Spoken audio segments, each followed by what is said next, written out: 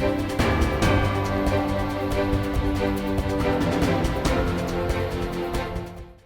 show dédié pour l'élévation de l'âme de Yvette Léa Bat Esther Zechron Livracha de mémoire bénie. Ce Shabbat 9 Av, le 9 Av repoussé au dimanche, comment est-ce qu'on fait en ce qui concerne la vaisselle, le rangement de la table, le rangement de la maison? En ce qui concerne le rangement de la table et la vaisselle, c'est que là on ne peut rien faire pendant le Shabbat. Comme tout Shabbat habituel, on n'a pas le droit de préparer de Shabbat pour Chol. Donc à la fin de Souda Shlishit, on laisse tout sur la table.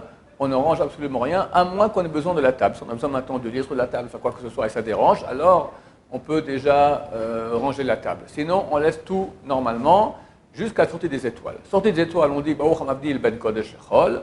Et là, on peut débarrasser la table sans problème. En ce qui concerne la vaisselle, alors normalement, on ne peut pas faire la vaisselle jusqu'à dimanche soir. Mais dans le cas où si on laisse la vaisselle, ça va soit puer, soit amener des terres de bestioles, soit qu'on a besoin des ustensiles pour des malades qui vont manger pendant le 9 Av ou pour les enfants qui vont manger pendant le 9 Av. Dans ce cas, on peut faire la vaisselle. On la fera de priorité seulement après le dimanche midi juif. Le midi juif, après cela, donc l'après-midi du dimanche. C'est difficile d'attendre jusqu'à ce moment-là. On peut le faire déjà samedi soir ou dimanche matin. Mais le plus simple, c'est de mettre des gants. Si on met des gants pour faire la vaisselle, dans ce cas-là, on peut le faire sans problème déjà le samedi soir ou le dimanche matin. S'il n'y aura pas de ces raisons, telles que puanteur, amener des bestioles, ou pour les enfants ou pour les malades, on ne peut pas laisser la vaisselle, on doit laisser comme ça jusqu'à dimanche soir, souffrir en silence. Ce qu'on pourra faire tout au plus, c'est quand on met la vaisselle dans le lavabo, mettre un peu d'eau dessus pour que ça durcisse un peu moins.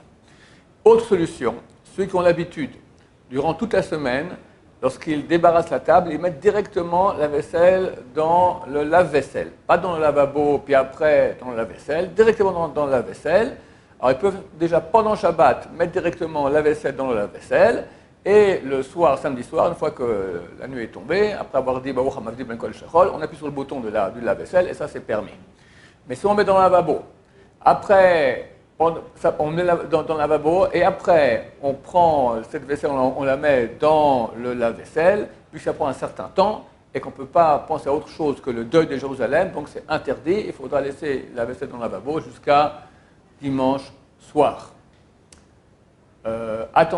Attention, lorsque les personnes prennent la vaisselle pour mettre dans le lave-vaisselle, on n'a pas le droit de faire un tri. On ne peut pas prendre, par exemple, beaucoup de différents objets de vaisselle et mettre ça va là, ça va là, ça va là. C'est interdit, c'est un problème de boraire. On prend, ou on met directement sans faire attention, ou on prend un ustensile, on le met. Un autre ustensile ou dans les deux mains, d'accord? Pas qu'ils soient mélangés. Là, on met ça on met là, ça on met là, ça va. Mais s'ils sont ensemble, et après, on les dispatche chacun à sa place, c'est interdit. En ce qui concerne de laver le sol, on ne peut rien faire. On ne peut pas laver le sol, il faudra attendre le dimanche soir pour le faire, rester avec la saleté sur le sol, tout le 9 Av, nos temples qui ont été détruits en vaut la peine. Bézat Hashem, que Dieu transforme ce jour de deuil en jour de joie, encore cette année. Amen, Ken Yiratzon.